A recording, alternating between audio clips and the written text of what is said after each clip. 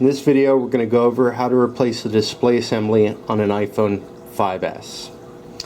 Now before we start working on this, there's a few things we want to check to make sure the phone is fully functional. So let's go ahead and tap the power button. Phone lights up, and using my thumb here that I have entered into the biometric scanner to make sure that that's functioning. By laying my finger across, it should unlock the phone without me having to enter a code. So my battery is currently at 50%. I'm going to plug in a charging cable. The battery should turn green with a little lightning bolt indicating that it's charging. I want to make sure that during the course of all the tests, the battery climbs at least 1%, indicating the phone is actually charging. Now I'm going to test the home button by double tapping it. The screen should pop up. I'm going to test my digitizer to see if there's any dead spots or defects by grabbing an icon and holding it so they all become jiggly, and then moving that icon around the screen. Now should the icon drop, that could indicate a possible bad area, which may cause us to look at further possible damage of the phone. I have cell service, I have Wi-Fi, and the current date and time is correct. Now we want to test the cameras, both front and rear. In doing so, we want to also slide this over and record a video. While at the rear camera and recording video, it also tests the rear microphone to make sure it's functioning. And then flipping it over to the front camera and recording video, we're testing the front microphone located right here in the ear speaker grill. The other thing we want to do is test the lower microphone, the speaker, the volume up, down, and mute. So the mute, you can simply rock, run your volume up, volume down, see the indicator moving. And then by opening voice memo,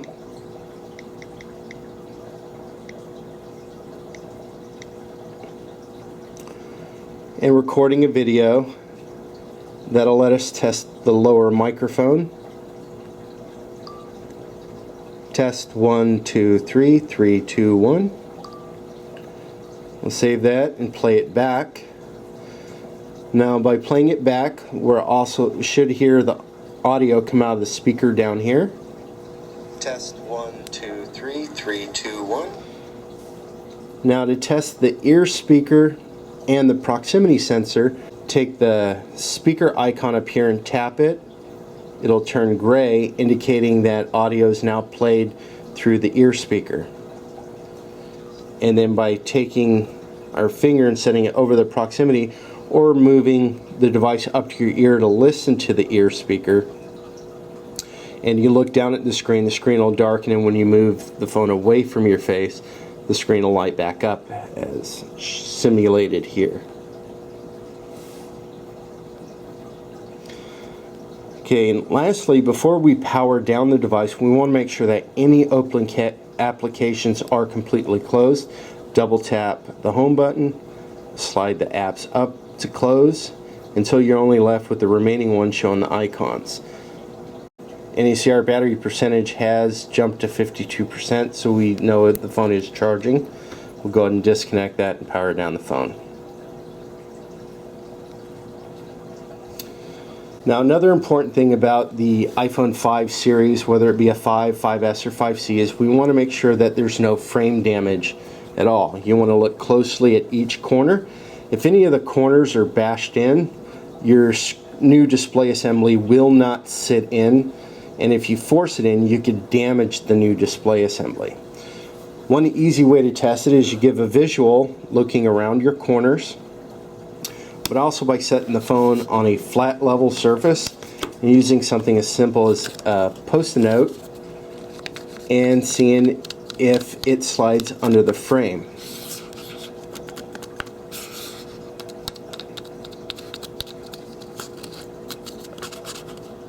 You see on this one here, this lower corner, I can slide the paper underneath. This tells me this lower corner is slightly bent upward. Now once you have frame damage, it makes the repair a lot more difficult, especially if it's at the upper end or if you have a cross pattern. So if this corner is damaged and this corner, just like this, the frame is slightly twisted. Now, being that the logic board is screwed into the frame, with the phone being twisted, it is causing pressure on the logic board as well, which could potentially cause future problems with your phone. And it also voids any warranty you have with Apple and with iCracked with frame damage. Because that we know that over time, especially with a bent or twisted frame, that it's going to weaken the display assembly, and it could cause the glass to separate from the plastic bezel, which is what surrounds the outer perimeter here. So I'm going to go ahead and proceed with the repair, even though I know there's slight frame damage on here. And we shut down the phone and we waited until we saw the swirl completely disappear, indicating the phone is completely shut off. Okay, one of the first steps of opening a phone is you're going to have to remove the two pencil lobe screws located at the left and right of the charging port by using a pencil lobe screwdriver. I highly recommend that you have a magnetic mat to set all the screws on to keep them organized and prevent from losing them. Now my two pencil lobe screws are out. And the only other tools I'm going to need to open this is a Phillips screwdriver, possibly an iSesmo, but I'm going to need a suction cup. Now the thing about the iPhone 5S is the biometric scanner built into the home button is a cable that's attached to the behind the lightning port connector inside the phone. So when you open this, you have to do so carefully. You can only lift about ½ an inch. Any further, you could potentially rip that home button cable. If it was damaged, you could replace the cable, but the biometric scanner will no longer function for your device since it is uniquely locked to its specific logic board. Now there's several ways to open up the 5S. We have the suction cup method, which you can put on there and very gently pop the screen up. And using an iSesmo, we can get in here and very gently open it up. Another method is the iSlack, which goes on here, clamps onto the phone, and then you squeeze to pop it open. And you see the iSlack is one of the best tools because it only opens so far. So it opens up enough so that you don't damage the home button flex cable located here. The tool is fairly inexpensive, but if you're only doing one repair, it's probably not going to be worth it to you. The other way is using an iSesmo or something similar, putting a suction cup on the glass and very, very gently lifting, and enough that you'll see the plastic bezel start lifting up, and there's a little notch just above the audio jack port to allow you to get in here and open the screen up. Now this can be difficult, especially if your glass is badly broken down here, in which case you're going to have to put multiple layers of packing tape so that your suction cup really grabs the glass. And the other risk is if you pull too hard, you could potentially rip that home button flex cable. So using the suction cup, I'll gently lift enough to get my Sesmo in here and pop up the screen. Once I have that corner lifted, I'm no longer using the suction cup. I'll just use the iSesmo to gently pry it up like that to create my opening, and open it enough so that I can see that cable located right there. Go to remove my suction cup. Now once it's sort of open, you can take the phone and very gently slide it to the right,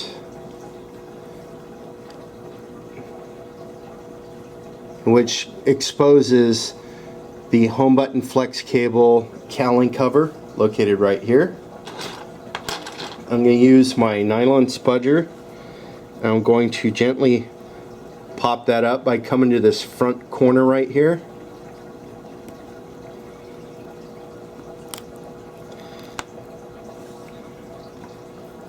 Go ahead and reach in there and grab that cowling cover. Usually the home button flex cable will come disconnected, but if not, then you can use the cowling cover to pop it up.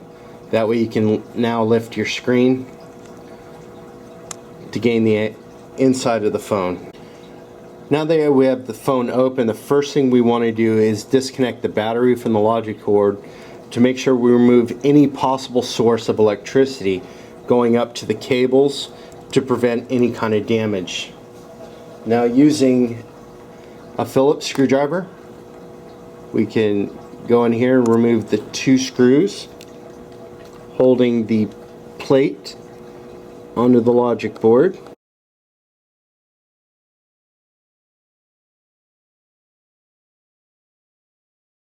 And then remove the plate itself.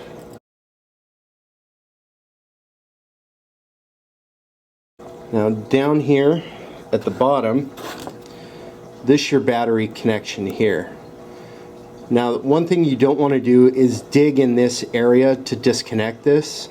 There's a lot of surface mount components located right down here which can be easily damaged and knocked off the logic board, rendering the phone useless. So if you go directly back here, right above this screw, and get your spudger in there, the battery connector will just pop right off. Now that the battery is disconnected, we're going to remove the 4 screws located at the top and the upper EMI shield. Now this corner screw up here goes directly into the frame, so it's not made out of the same material as these other 3. It has less of a magnetic property, but by using a magnetizer and getting a fresh magnetism on my screwdriver, that usually allows me to pick up that screw very easily.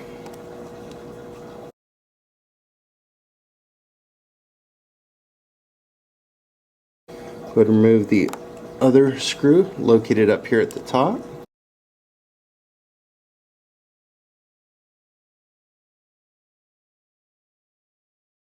And then the 2 bottom screws. Now, the 2 bottom screws are identical, but the 2 upper ones are different, so you want to keep your screws organized in the same manner in which you took them out. Now that the 4 screws are removed, I'm going to go ahead and pick up my EMI shield and set it up next to my screws so they're not lost. Now we have several cables here.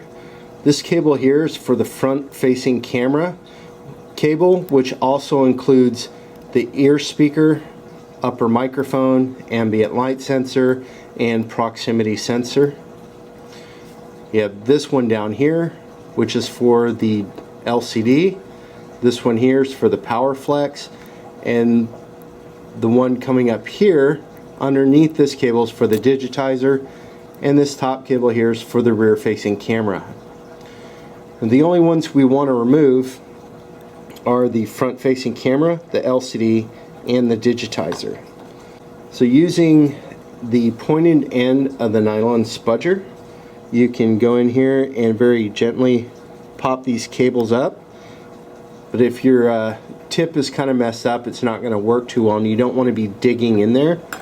You could always use your fingernail to go in and disconnect. Same with the LCD. And lastly, the digitizer.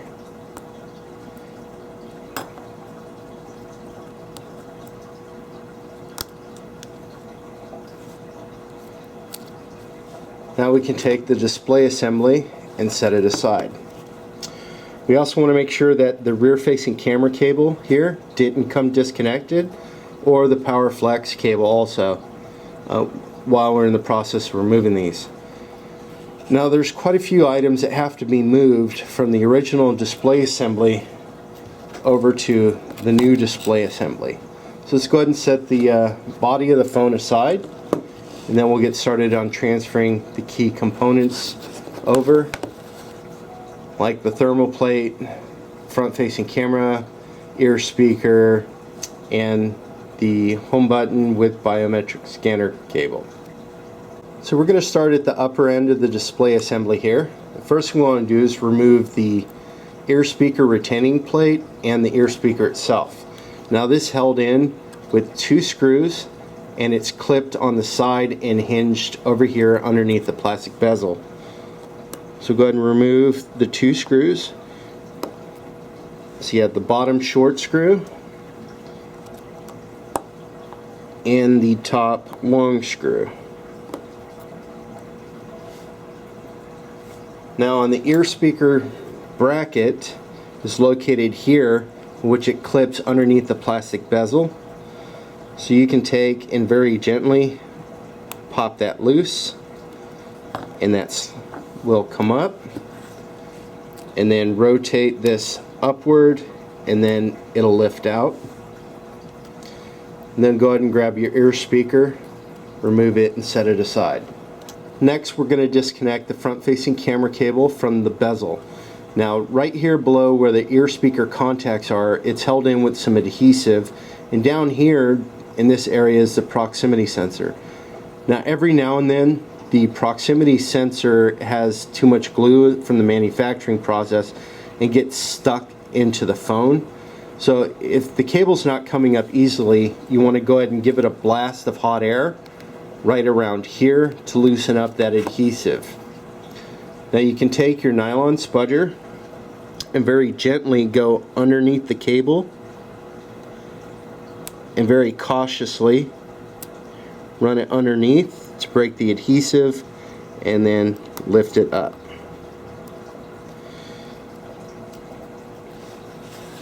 Now some of the components you want to inspect here is this: your proximity sensor and the metal and the plastic bracket. Sometimes that'll come off, and if it does, just go ahead and remove that. Then you have the ambient light sensor right here, and there's a little rubber boot that should stay there. Sometimes it stays stuck down inside the phone. You have the upper microphone right here and the front-facing camera.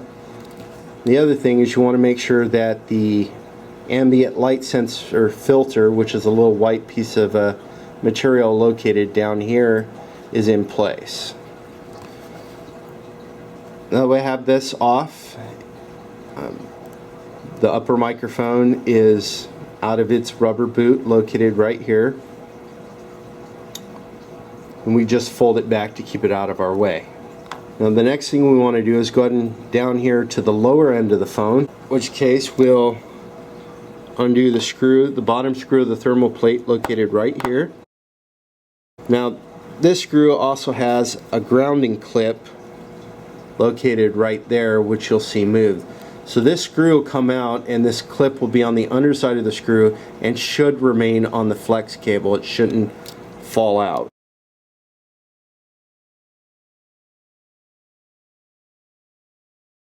And then just fold that cable back, and you see here's the clip with the ground holding that screw in place.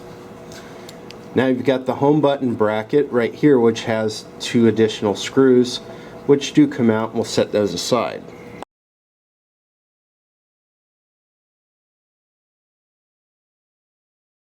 We'll go ahead and pick up the bracket, and notice how it went in. You'll see the little slit connected in there goes on the component side of the cable. So when we go to put it back in, we want to make sure it goes in the same direction. And we'll go ahead and set this aside. Now the home button with biometric scanner is all one piece attached to the cable here. Now this area of the cable is held in with adhesive to the plastic bezel. So you may want to blast this area with a little bit of heat, like from a hot air gun or a hair dryer, just to warm it up and help loosen this adhesive.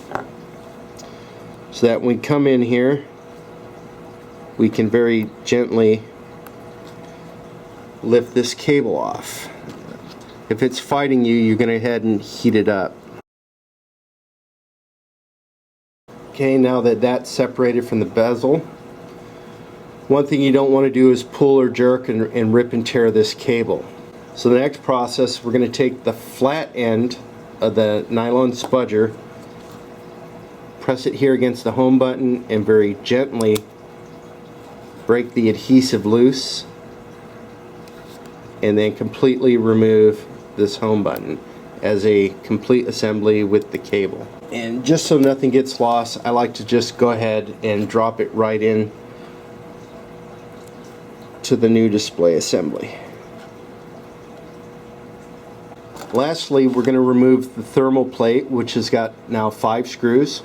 So it's got the screw up here at the top, and then 2 on both the left and right side. Using the Phillips screwdriver, go ahead and remove all 5 of those screws. Now your side screws here are all the same size, so you can mix those up without any problems. But the top screw up here is a different size, so you don't want to confuse that one.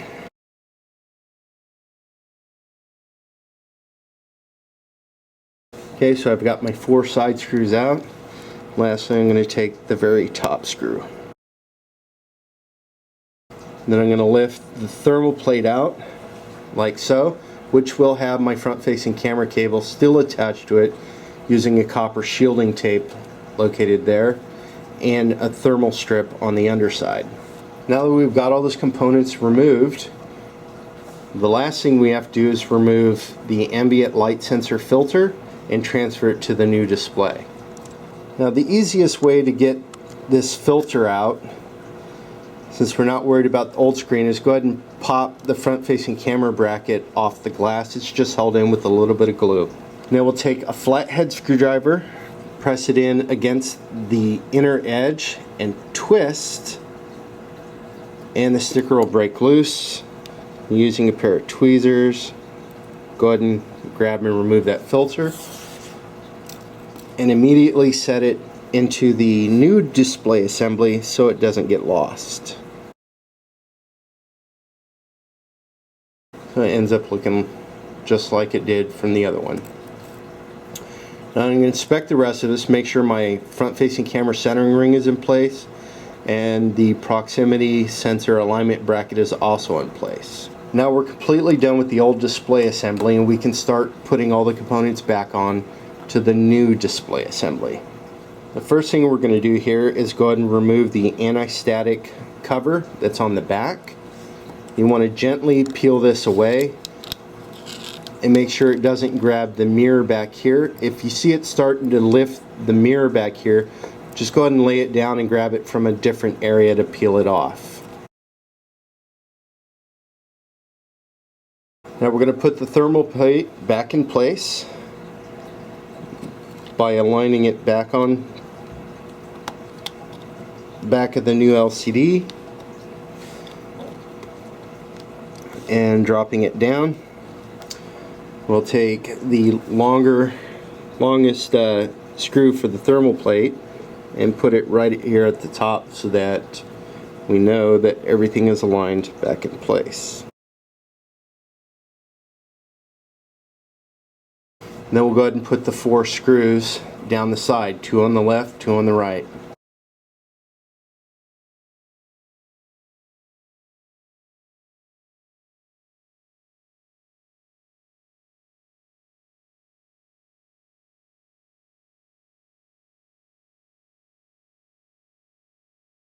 Okay, now the thermal plate is reattached. The next thing we're going to do is go ahead and put the home button retaining plate back into place. So we want to make sure that our home button is passing through the glass of the new display assembly, and that the flex cable drops down onto the alignment pins located there, here. And if they're not lining up, just go ahead and pop it out and set it back in until it drops into place. We'll put the home button retaining plate back in, and remember the little cutout goes on this side, just like so, and place the 2 screws back into place.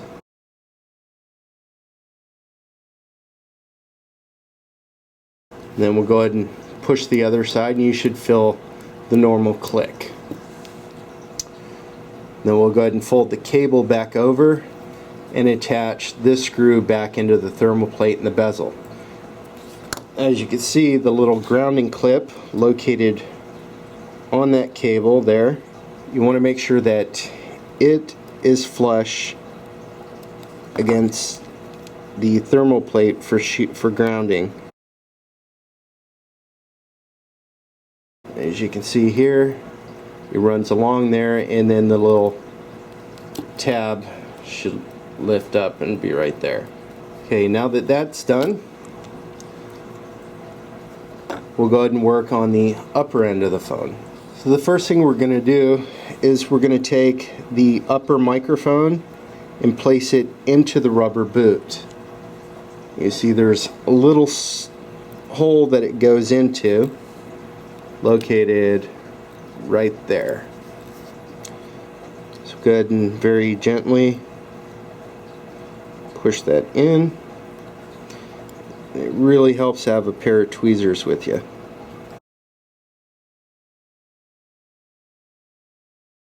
Now the new rubber boot can be really tight and difficult to get it in, but eventually it'll pop in, and then you'll see it'll sit nice and flush like that.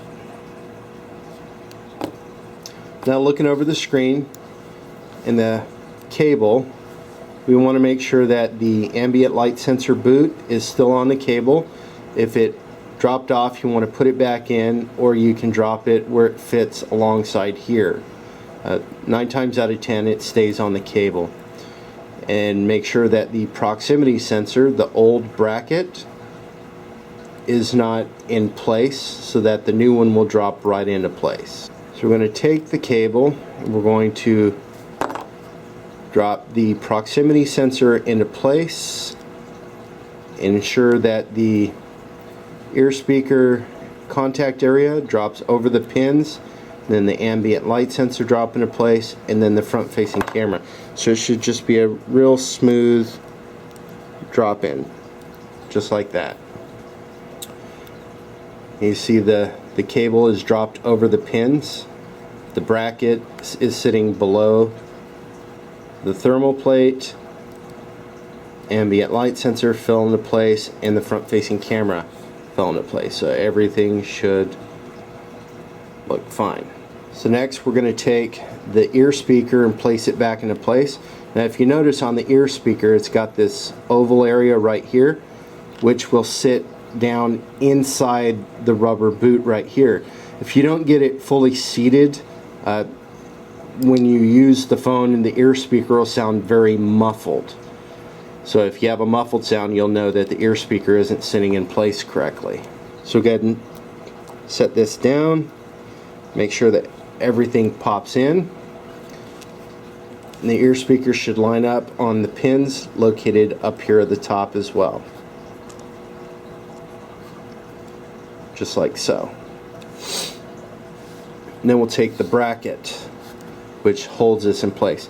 If you look on this edge, it's got this like little hinge that actually rests inside the bezel up here. If you don't get that in place and you put this on, this little tab will pop out, and it will actually jam itself against the vibration motor here and prevent your vibration motor from functioning.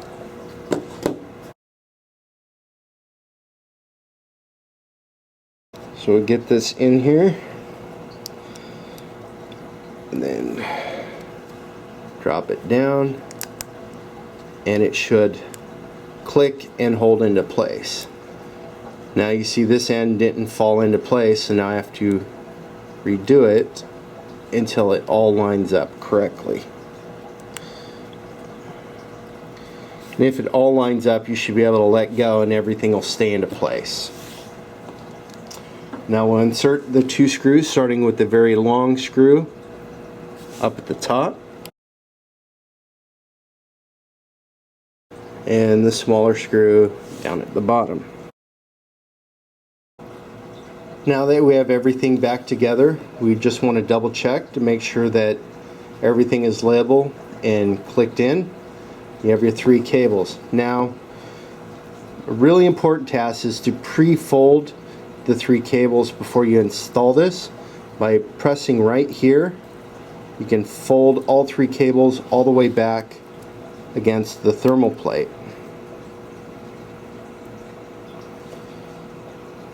So they all should sit nicely.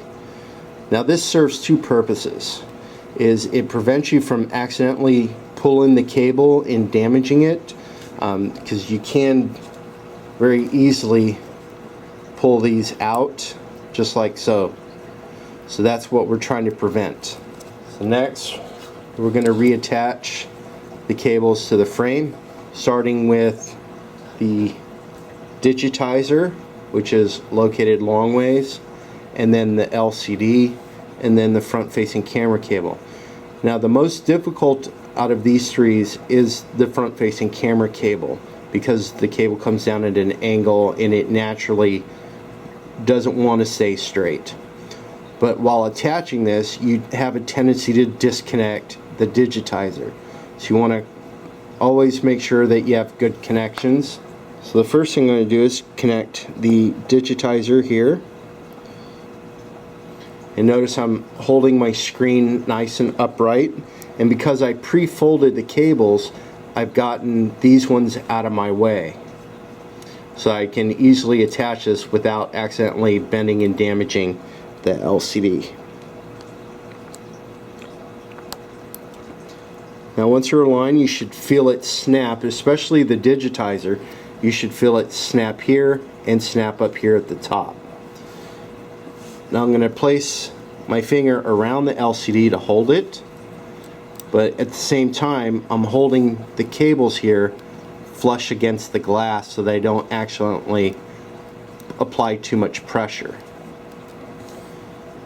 So now I'm going to attach the LCD. I'm using my spudger here to help me find the slot, and once you find the spot, you'll feel the cable drop into place, and then give it a nice little clamp, and you'll feel it snap down. And then lastly, we're going to do the front facing camera, and the same thing is put it till you feel it drop. Do not force this cable down, because it may be in on one side but not the other, and you could end up damaging the connector down here.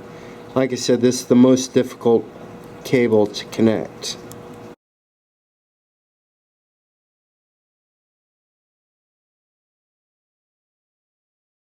You see, trying to connect this one, now the LCD came undone, so now I got to go back and reconnect the LCD.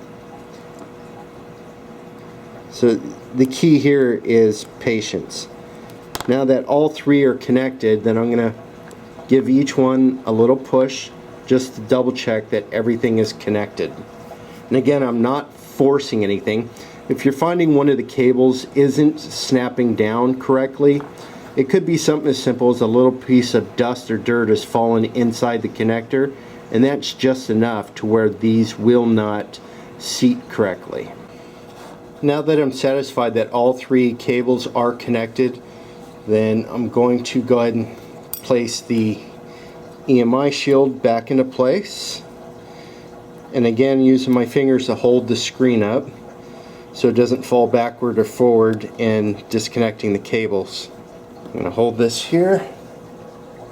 I'm going to put in my top screws first on the inside edge here.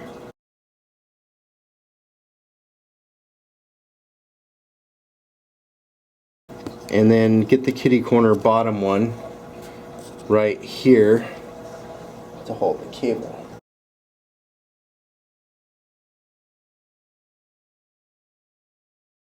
Put the inside bottom edge screw back in. And lastly, the alloy screw, which, like I said, doesn't always get picked up by a magnetic screwdriver, so I tend to drop it in place using tweezers, just like so, then tightening the screw. Then I give just a little push on the EMI shield, make sure that it feels correct, and should one of the cables have slightly backed off, it'll pop back into place. And then lastly, I'm going to go down here, reconnect the battery, like so. And before I close it or put this plate on, I want to go ahead and power up and make sure that all my connections are good. Peel off the outer layer. I just want to make sure that I get the Apple symbol. Now, if there was a bad connection of the LCD or damaged LCD, you'll see vertical stripes coming down the screen or a smeared image. That there would tell me that the LCD flex cable is somehow damaged during the repair, or part of the cable is connected. Make sure my digitizer is working. Now you notice the home button will not work because it's not yet attached. I just want to make sure that my display is fine and that my digitizer is fine. If you saw checkered box patterns, that would tell me that the digitizer, the first cable we connected, was not fully seated, and you would have loss of touch in that area. I'm going to grab an icon, move it all over. Everything appears to be functioning. Okay, and then I'm going to go ahead and power down the phone again. And again, you're going to wait for that swirl mark to disappear before we do anything else. Okay, it just disappeared. So lastly, I'm going to put the plate back over the battery connector here. And the notched end goes toward the bottom, closest to the bottom speaker, just like so. And then I'll insert and tighten the two screws. And again, I'm still holding the screen up with two fingers to keep it from falling back or forward.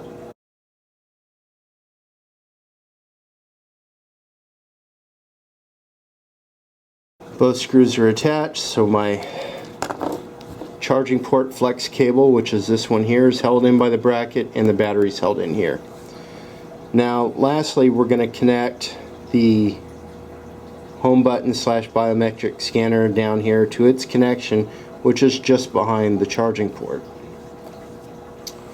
So the easiest ways to do this is closing the screen down, reaching over, sliding the cable back, just like so, and using combined tweezers and the nylon spudger to lock it back down into place. And you'll feel it snap in when it's completely connected.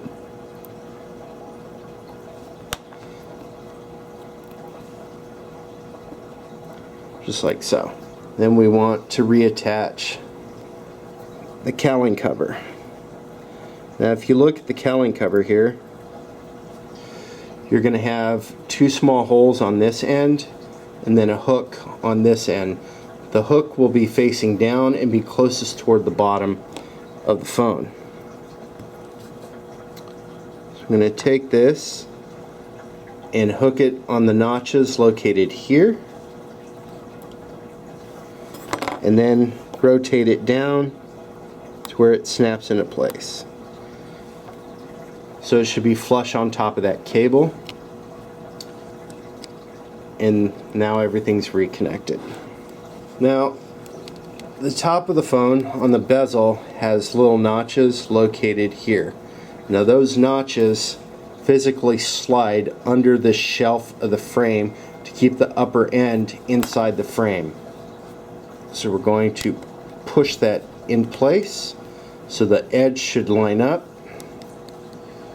I'm going to check down here, make sure the cable is folded correctly.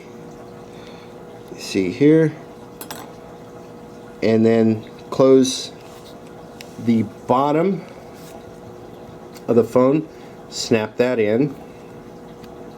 And if it's fighting you, It's because the top edge isn't flush. And you'll feel the bottom snap in. And once that snaps in, then you can run along the edge and walk it all down. Now at the bottom, like this one here, remember before we started this one, we had a problem with this corner being bent, so it's going to fight me going back on. Now what I can do to help is take my Sesmo and line it here on the frame, not inside but just on the edge, to help guide in there. There, now it popped in, and then walk my finger so we go top, bottom, and then smooth it in. Now the display will have a slight bow and then snap into place, and that's what locks it into place. Now that that's done, we'll go ahead and reinsert the two pencil lobe screws.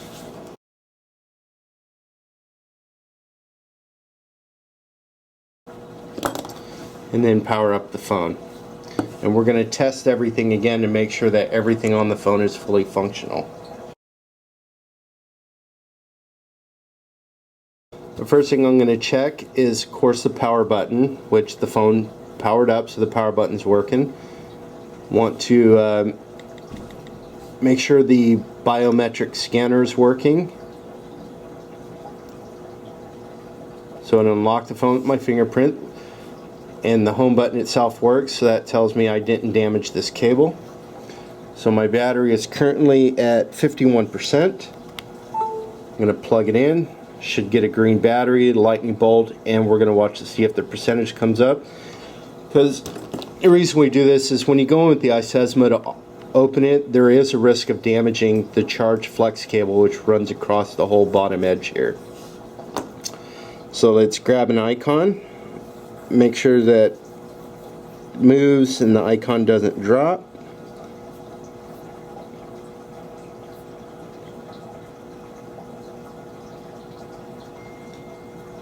Make sure that it goes cross screen and back screen.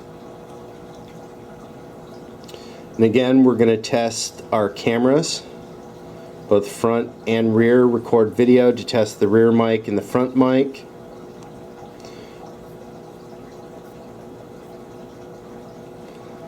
Make sure we got Wi-Fi, make sure we got service.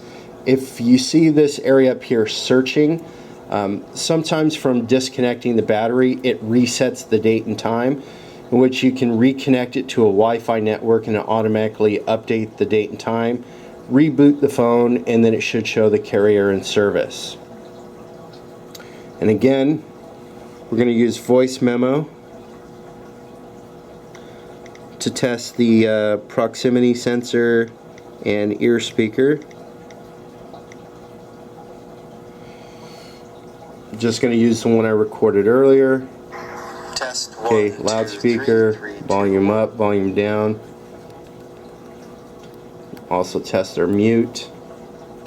I'll switch it over to the ear speaker. Again, test the proximity.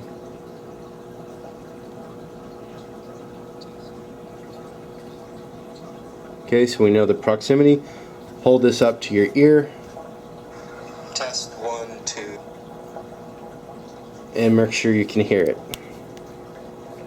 Now our battery's up to 53%, so we know there's no damage and that the charging circuit is working. Now we verified everything is all working again. We're done.